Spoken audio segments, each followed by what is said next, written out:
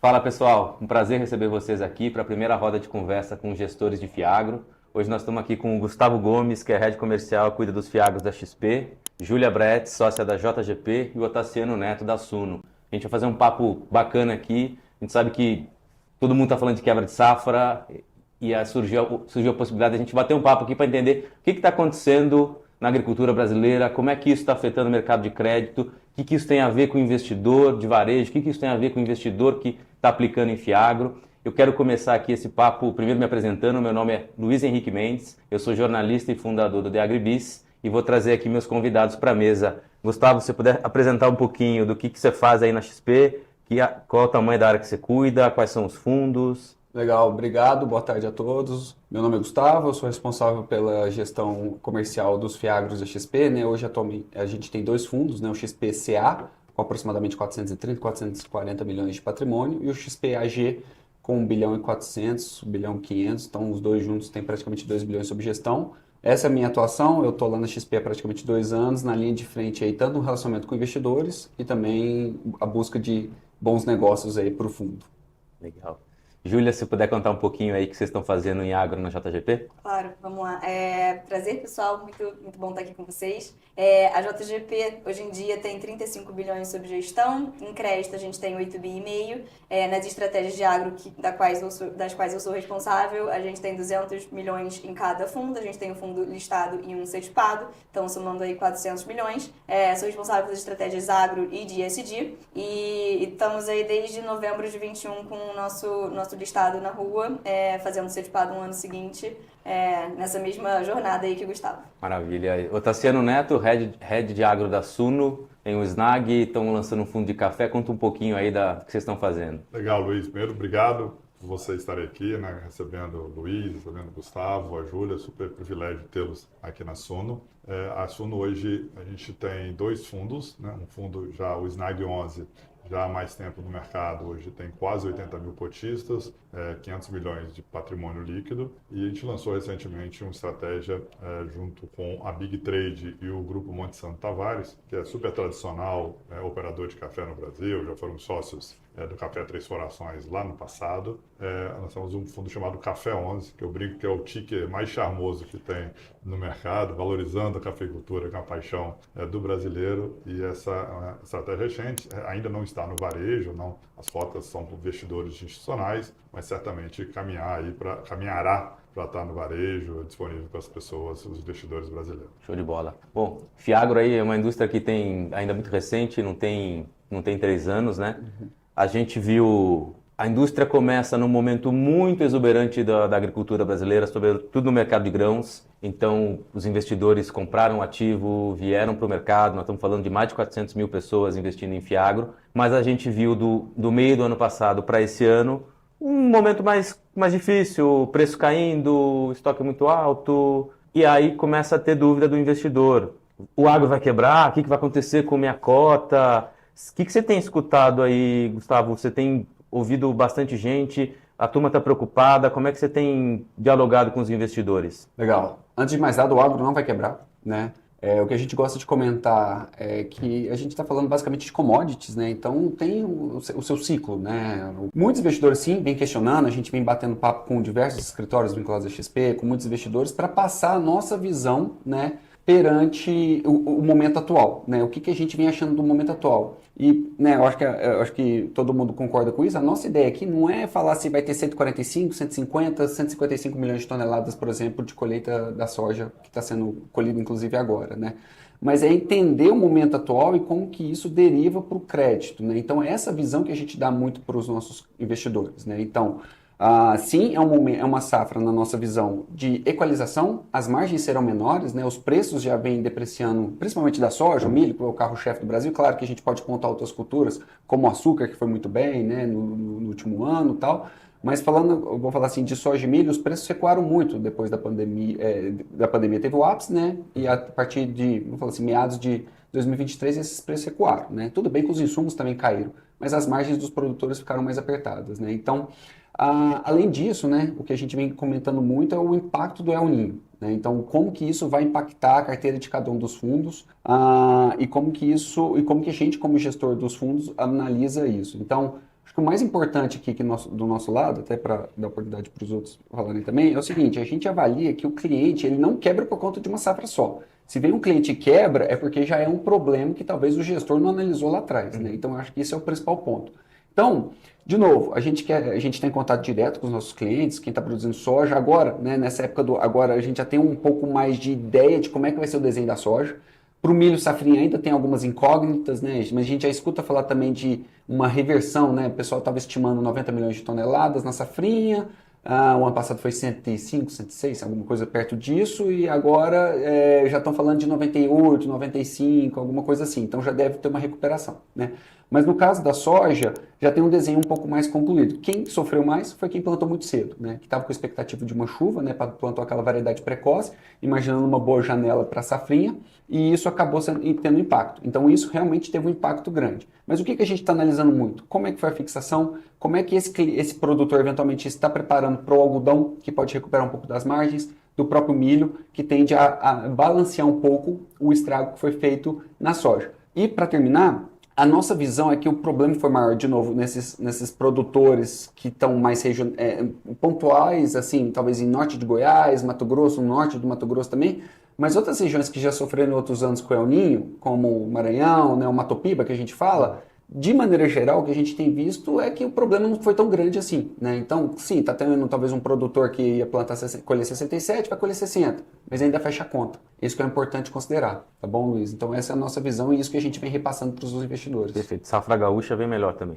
Com certeza, né? Então, também tem toda essa questão também do pessoal falar, e o preço, né? A gente não consegue adivinhar muito por onde o preço vai, por isso é tão importante entender como o cliente vem fixando, né, suas vendas, né?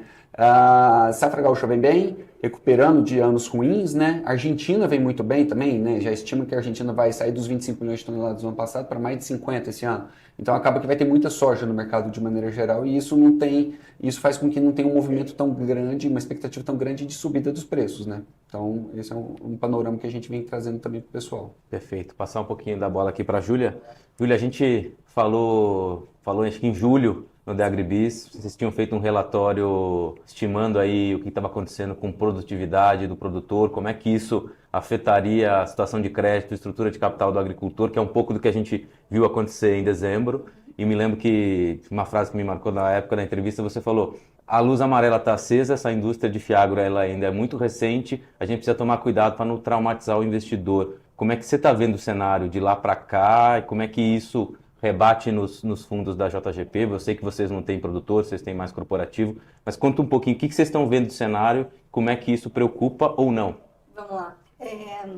Eu acho que primeiro, assim, quando a gente fala de luz amarela, é um sinal de alerta, mas o nosso trabalho é fazer gerenciamento de risco. Então, gestão de riscos aqui, a gente primeiro começa com os nossos riscos conhecidos. Os riscos conhecidos, a gente explora eles para a gente obter retornos maiores. Os riscos desconhecidos, que são os que a gente tem que minimizar ou até neutralizar eles, que são esses que a gente está falando, né? Esses que acendem essa luz amarela. Mas só para deixar muito claro que a gente está falando do agro, que tem riscos conhecidos que a gente tem que sinalizar e podem ter acendido essa luz amarela mesmo nesses que a gente conhece.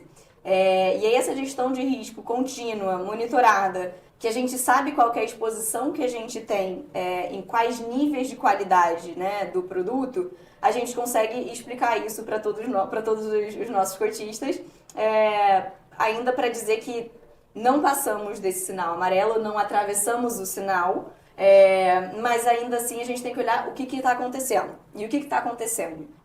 A gente tem aqui risco de liquidez, então risco de inadimplência, e a gente tem risco de solvência. O risco de solvência seria uma perda permanente de capital.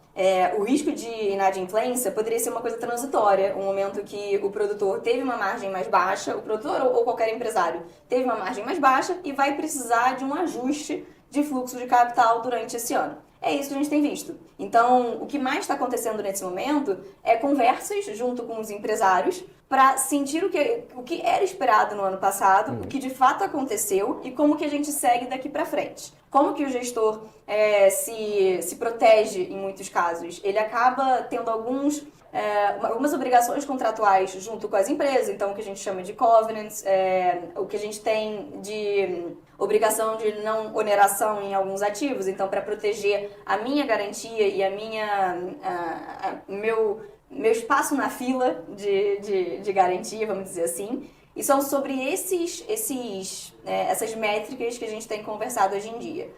Muitas vezes o gestor, por um conservadorismo, ele estabelece algumas obrigações junto com o empresário, seja operacional ou financeiro. Então, por exemplo, uma obrigação que a empresa tem de cumprir uma alavancagem durante o ano. Por um momento de margem mais baixa, ele pode ter passado um pouco disso. É o momento do gestor identificar se a tese de investimento continua a mesma ou não. Se a gente tem que punir a empresa de alguma forma, se é entendível que é marginal esse aumento, é pontual, transitório, e se a gente consegue continuar nessa tese. Então, o que eu acho esse sinal amarelo deve ser um momento em que você identifica o estilo de gestão e o gestor tem que ter muita calma para passar por esses movimentos, porque é preciso ficar confortável no desconforto.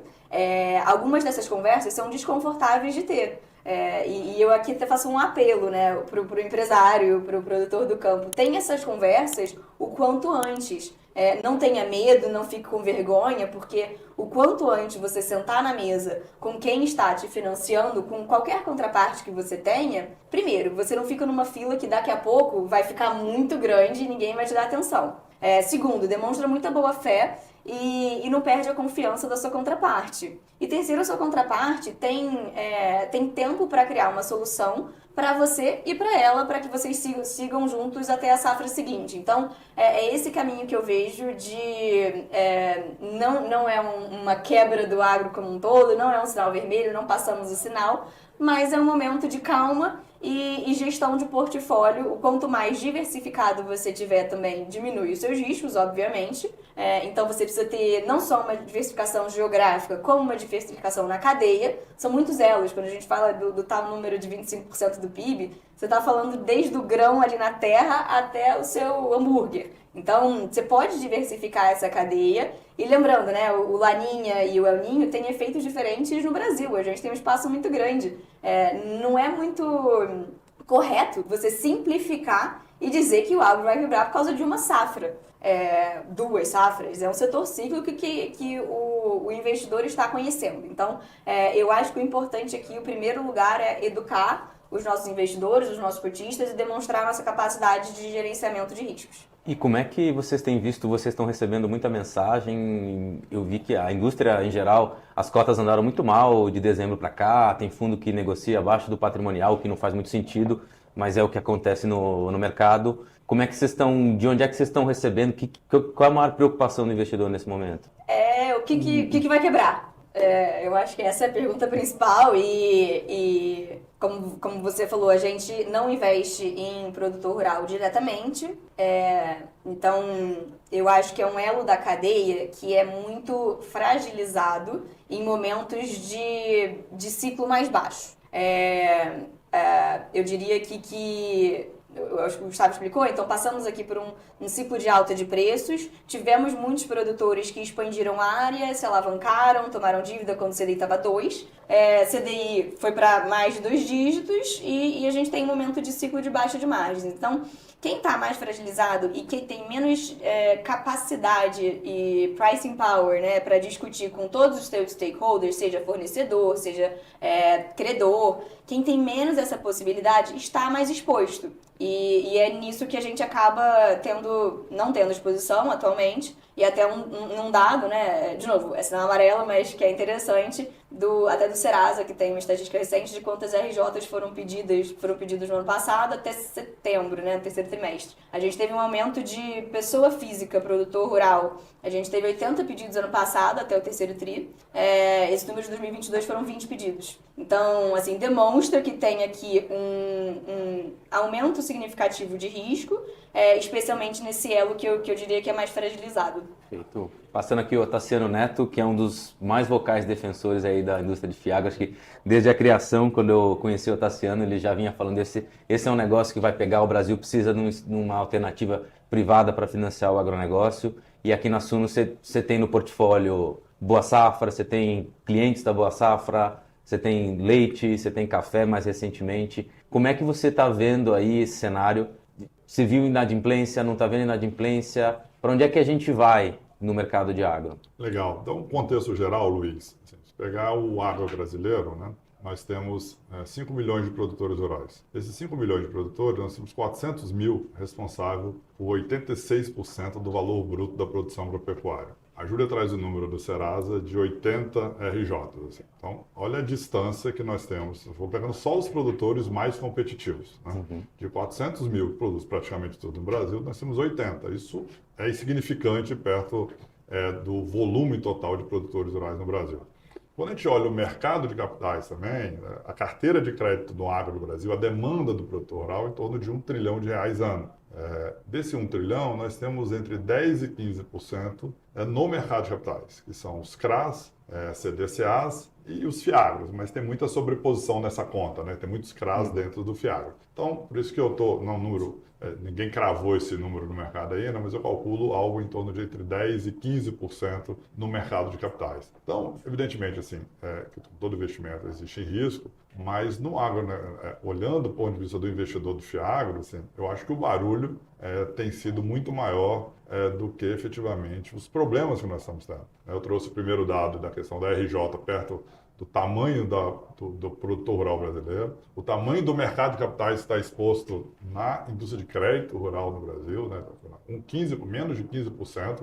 Então, efetivamente, e aqui dentro de casa, a gente está monitorando, evidentemente, fazendo esse acompanhamento quase que diário, mas muito confortável com a nossa carteira. Assim, tem uma frase que eu gosto muito do Rodrigo Rodrigues, filho do ex-ministro Roberto Rodrigues, ele fala assim, a agricultura não quebra, quem pode quebrar é o agricultor. E é verdade, assim, as vantagens competitivas que tem no agronegócio nacional são gigantes. Não existe um setor tão competitivo no Brasil do que o agronegócio. Não existe um setor tão internacionalizado como o agronegócio. Não existe um setor tão exposto ao dólar quanto o agronegócio. Assim. São muitas vantagens. Para a gente ter um problema estrutural no Brasil, eu acho que poucos setores sobrariam. Assim, vai acabar com muita coisa antes do agronegócio. Então, evidentemente, existem casos pontuais, né? Mas longe de ser um problema estrutural, um problema estrutural da indústria, sabe? São casos pontuais por problemas, Gustavo trouxe também, né?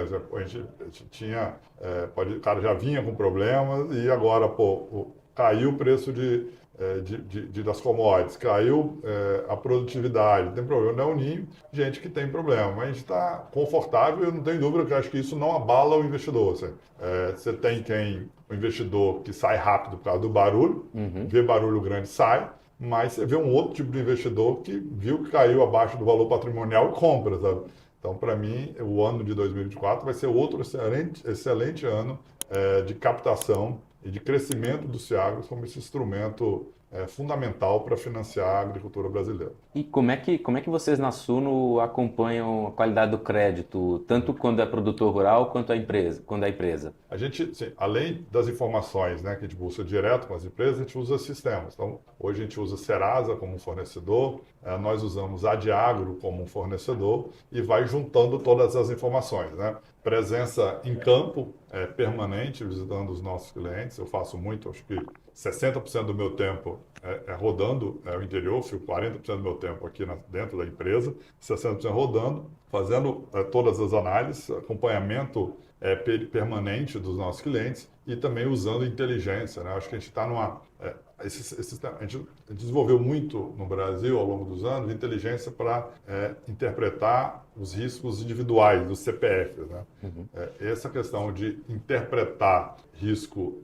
agronômico dentro das fazendas, isso é super recente. Então, essa explosão de agfintechs que nós temos no Brasil, são todas ótimas, são todas gerando bastante valor, eu acho que é muito recente. Então, cada vez mais estão vindo dados da propriedade rural, né, e cruza dado com solo, com clima, com algoritmos identificando produtividade.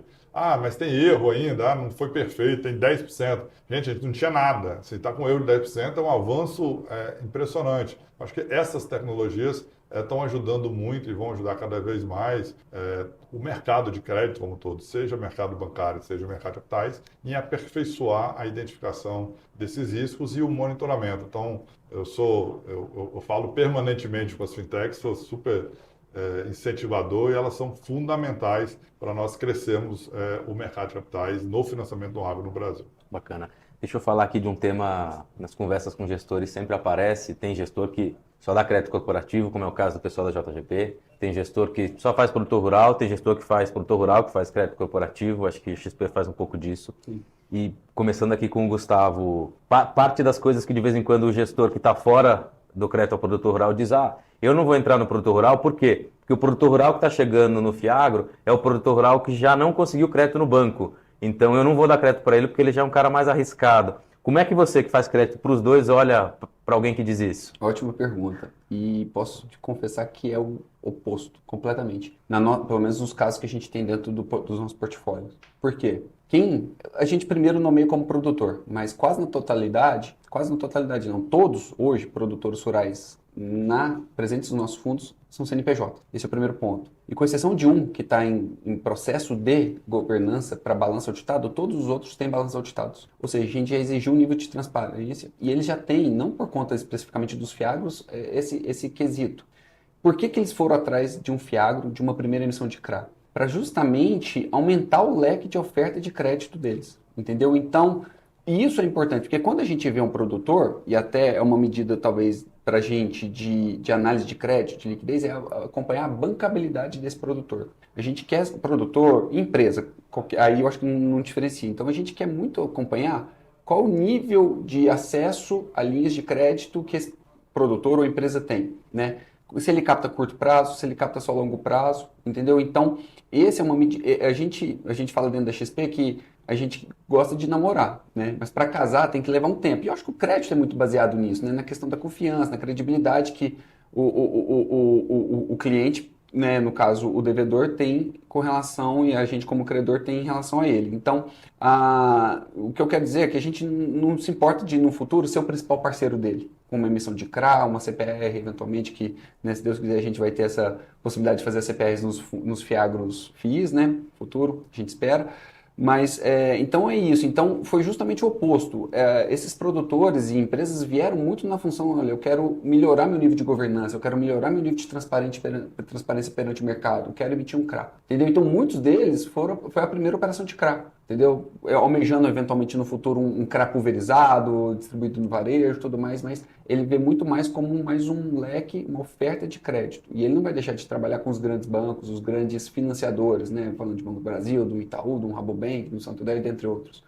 Né? E porque também a gente vai exigir isso dele, olha, você tem que permanecer com sua bancabilidade num nível aceitável aqui, né? Porque no momento talvez como esse, no momento de baixa, né, ele tem ter acesso a linhas de crédito mais de longo prazo, né, que os fiagros em sua maioria vêm com essa intenção, vai auxiliá-lo na questão da liquidez, né, de melhorar enfim, o perfil, né, de liquidez dele, jogar dívidas lá para frente, com outras safras ele consegue amortizar e enfim, gerir de uma forma mais tranquila o momento de baixa, como a gente vem passando aí no ciclo das commodities. Perfeito. Você falou na nossa primeira pergunta aqui de fixação, se olhar como é que o produtor, se ele está fazendo hedge, se ele está vendendo antecipado, que é importante para ter uma previsibilidade do fluxo de caixa dele. Existe alguma, na hora que você desenha um produto para um produtor rural, um CRA para um produtor rural, ele tem alguma cláusula, um covenant baseado em venda antecipada? Não, até porque também, se a gente travar, na nossa visão, né, se a gente travar isso, talvez limita ele de aproveitar eventuais oportunidades, né? Primeira coisa, que na nossa visão que referente à fixação travar os custos, né? Então, comprei lá meus insumos, né, meu pacote, semente, defensivo, insumos, e com isso eu já fiz a venda vinculada, até para travar moeda, muitas coisas, para não ficar nessa volatilidade eventualmente de moeda, que pode corroer margens, né? Mas a gente vai muito mais no sentido de ver a governança, a gestão dele, para não ter a bola de cristal. Vou vender na hora que a soja bater 180. Muita gente esperou, né? Achando que a soja lá em algum momento ia bater mais que isso, dependendo da praça, e depois só caindo, né? E aí ele que tinha uma possibilidade ali de fazer uma margem boa, um exemplo aqui hipotético, a 150, 160, teve que vender a 120, sabe? Em casos assim, isso acaba acontecendo, produtores que não têm essa gestão, que não têm essa governança. Então, travei ali os meus custos e durante o meu plantio eu vou acompanhando o desenvolvimento da soja e vou fixar até 70% da minha expectativa de produção. Isso para a gente é receita de bolo, entendeu? No ciclo da soja, ali na hora que eu for pré-colheita, eu consigo travar mais 10, mais 15%. Eu sempre vou deixar uns 10 a 15% a mercado, porque tem justamente um risco de quebra de safra e aí eu não vou ter essa soja para vender. Então a gente acompanha e o produtor já entendeu essa linguagem, entendeu? Então a gente também comenta que o fazendeiro, o produtor, que ele viu que tão importante quanto ele ter uma saca a mais, reduzir o custo de produção, é ele ter um gestor financeiro, um CFO, né, lá dentro de casa, que vai saber lidar com o mercado, vai falar a língua do mercado e vai possibilitar ele a ter acesso a linhas de crédito mais interessantes, mais alongadas, com um custo atrativo. Então, essa é um pouco da dinâmica que a gente faz com esse setor, né, principalmente o produtor rural. Perfeito. Júlia, fala um pouquinho de crédito para corporações de agro, que é bastante do que tem no portfólio de vocês. Vocês não têm produtor rural, não tem um impacto direto da queda da soja na empresa em si, mas você tem revenda agrícola, que no ano passado foi um ano difícil, começou o ano com um estoque de fertilizante caro e abarrotado, o produtor não antecipava a venda, foi um cenário bem complicado, as revendas precisaram devolver produto para os fabricantes. Vocês têm do outro lado o pessoal da FS, que o milho mais barato é matéria-prima mais barata para produzir etanol. Como é que vocês olham setor a setor de agro para escolher, esse negócio eu vou investir? Boa. Eu acho que por ser esse setor tão grande e a gente ter essa diversidade tão grande do que a gente pode investir, eu acho que você tem que primeiro você poder ter essa saída e entrada dos setores ao longo do caminho. Eu acho isso muito importante. Então, a gestão ativa para a gente é muito importante. Falando de quais setores, eu acho que tem tanta opção que ao longo do caminho a gente vai vendo qual vai estar mais interessante no momento. Então, vamos lá, você falou de algumas aqui que eu vou só comentar. Revendas, por exemplo. A gente entende que grandes revendas têm uma capacidade de negociação com todos os fornecedores ou clientes muito maior do que aquelas pequenas e regionais. Então, no momento em que o cliente não quer receber o insumo e ele precisa conversar com o fornecedor dele para falar, não vou receber agora porque eu não vou vender. Ele precisa ter essa capacidade, então escalabilidade é muito importante para um business desses. Então a gente prefere revendas maiores, que tem esse poder de barganha para falar com o fornecedor dele, tentar espremer ao máximo o prazo do fornecedor para ele não receber enquanto ele não vender. Então eu acho que escolher a sua maçã, né? Tem um setor muito grande, mas aqui a gente procura por escalabilidade. Você precisa, como o Gustavo falou, de bancabilidade, então também com as empresas. Você tem um ano que você vai ter menos fluxo de caixa, você precisa talvez renegociar, você tem que ter o poder de ligar aqui para o seu banco e falar, olha, talvez a gente precisa alongar o nosso prazo, você vai ser recompensado por isso, seja por maiores juros, seja por qualquer coisa que vocês decidirem na negociação, mas você precisa ter esse poder de falar com quem está do outro lado da linha. E, de novo, a escalabilidade é muito importante e sua estrutura de capital precisa estar bem remanejada. Então, você não pode chegar numa mesa para negociar numa posição muito volátil. Você não pode chegar aqui com uma alavancagem muito alta, com uma dívida para patrimônio líquido estratosférico, que ninguém vai querer conversar com você. Então, eu acho que cuidar muito bem de índices como estrutura de capital, como a sua bancabilidade, escalabilidade, são coisas que a gente vê como fatores que influenciam, obviamente, na capacidade de pagamento e nas negociações, que são os principais pontos desse ano. Perfeito. Tassiano, voltando aqui falar um pouquinho de Suno, vocês começaram na área de sementes, com o portfólio na área de sementes, com CRADA Boa Safra, e nas últimas emissões começaram a diversificar o fundo, tem lácteos, tem café. Quais as vantagens de você ter um Fiagro que não está só em soja, que entra em outras commodities, que entra em outros produtos agrícolas? Legal. Acho que vale uma observação, Luiz. Quando a gente olha para o CRADA Boa Safra, não é um crédito corporativo, é um crédito pulverizado. E nela, nós temos mais de 50 revendas agrícolas que fornecem. E essas revendas agrícolas, essas mais de 50 revendas, não são revendas só de soja também. elas estão atuando nas suas mais diversas regiões, em regiões de soja, mas também com outros produtos. Então, o que eu quero dizer com isso? Assim, parece, né, que olha a casca, que de fato é um risco de soja, e é um risco muito mais pulverizado do que um risco de soja. A gente mesmo errou na comunicação durante muito tempo, quando anunciava a clara boa safra, parecendo que só tinha boa safra ali. Mas eu acho que Mas agora vocês estão abrindo, né? abrindo isso. Agora nós estamos, acho super saudável exatamente poder diversificar. A gente, acho que tem uma expressão que as pessoas gostam de falar, que é agnóstico, né? A gente não tem priorização ou por produtor, ou por revenda, ou por indústria. A gente quer olhar bons clientes, né? Vou dar um exemplo, acho que é um exemplo ótimo, assim, que é o exemplo da Leitíssimo, né? Em geral, quando você conversa no mercado, se tem um setor no Brasil que todo mundo quer ficar distante, é o setor de pecuária de leite, né? Porque, apesar de cumprir um papel social fundamental para o país, não tem vantagens, são poucos setores da agricultura brasileira, da agropecuária brasileira, que não tem vantagens competitivas, né? O Bruno Girão da Alvoar, que fiz uma entrevista com ele outro dia, disse que é o patinho feio do É o agronegócio. patinho feio. Assim, o Brasil exporta tudo, leite importa, né? Só por isso.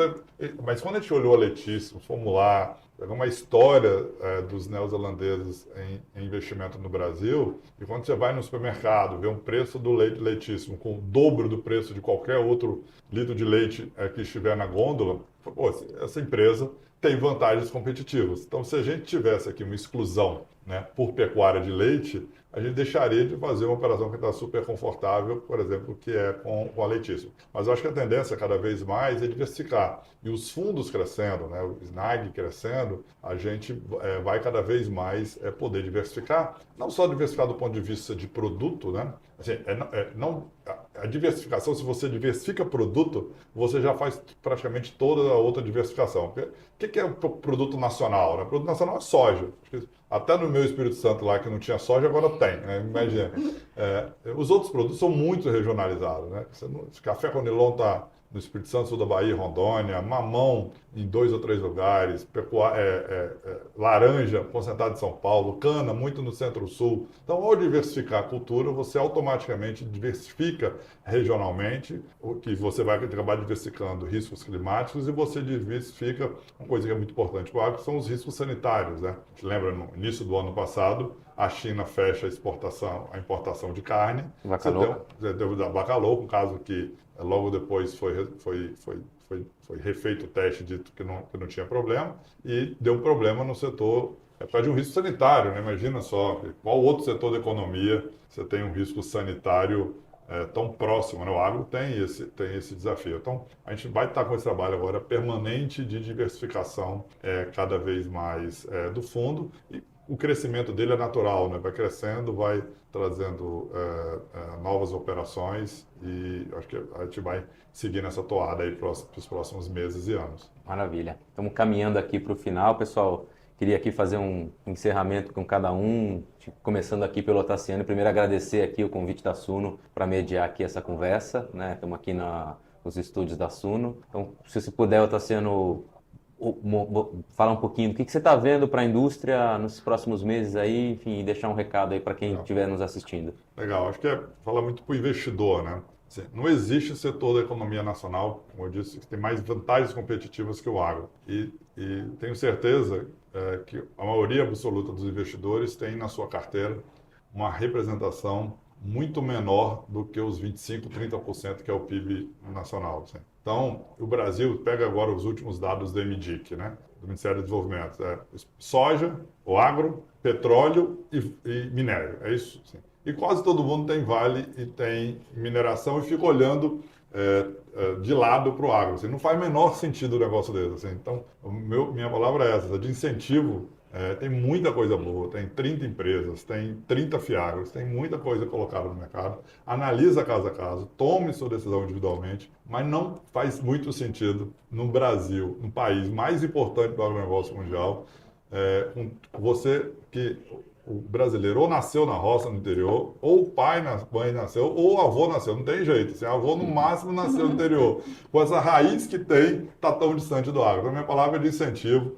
Tem barulho, tem problema, vai ter turbulência, como todo setor da economia, mas o crescimento do agro está contratado e acho que não faz sentido o investidor ficar fora de colocar um pedaço do dinheiro dele no setor. Maravilha. Júlia? Foram ótimas palavras, não sei como for convertir, mas eu complementaria dizendo que riscos de liquidez não significam riscos de solvência.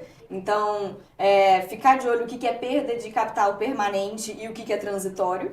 E aí, complementando uma coisa que o Gustavo disse, a indústria é crescente e vai continuar sendo crescente. Isso não significa que é linear. Então, a gente pode ter um degrau para baixo para ter 2 para cima no ano seguinte. Então, eu acho que ter noção da ciclicalidade desse negócio, assim como a mineração também é cíclica.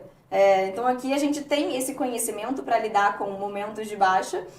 E quando você está num fiagro, é muito mais, diria, conservador do que você está num ativo direto, porque você está com pessoas que analisam isso todo dia, diversificando através de diversos ativos, né? Então, continua aí com essa palavra de incentivo e ficar de olho no que o gestor está fazendo, que ativos estão ali, e sempre clamando mais pela transparência, que eu acho que é muito importante aqui para o investidor. Aliás, os relatórios aí estão todo mês, eu recomendo a todo mundo que estiver assistindo relatórios da Júlia aí, do pessoal da JGP, traz sempre um insight diferente, super legal. Gustavo? Fiquei por último, já falaram tudo. Bom, antes de mais nada agradecer, né, a Suno, a Agribiz, JGP por, né, participar, acho que é sempre enriquecedor, né, tanto para mim, mas eu acho que principalmente para o investidor, né, e é isso mesmo, acho que o agro é a locomotiva do Brasil, né, esses 25%, 30% não é à toa, e sempre ganhando tecnologia, sempre aumentar, então toda série histórica que a gente for ver, o agro é impressionante o crescimento, a evolução em todas as culturas, né? Então, e o investidor, justamente, eu acho que a Júlia tocou num ponto muito importante, é exigir do gestor transparência, né? Acho que é a cerne de tudo aqui e é o dever nosso. Então, exijam transparência, cobrem, enfim, qualquer tipo de solicitação, a gente está ali, né? Acho que todo mundo aqui tem seu RI para ajudar. E é isso, 2024 é um ano desafiador, mas ainda assim a gente é muito comprado com o agro e eu acho que tem tudo ainda para ser um ano muito bom aí para o setor de maneira geral, especialmente o Fiagro, que é uma indústria tão nova. Maravilha. É isso, pessoal. Obrigado. Que essa seja a primeira conversa de muitas.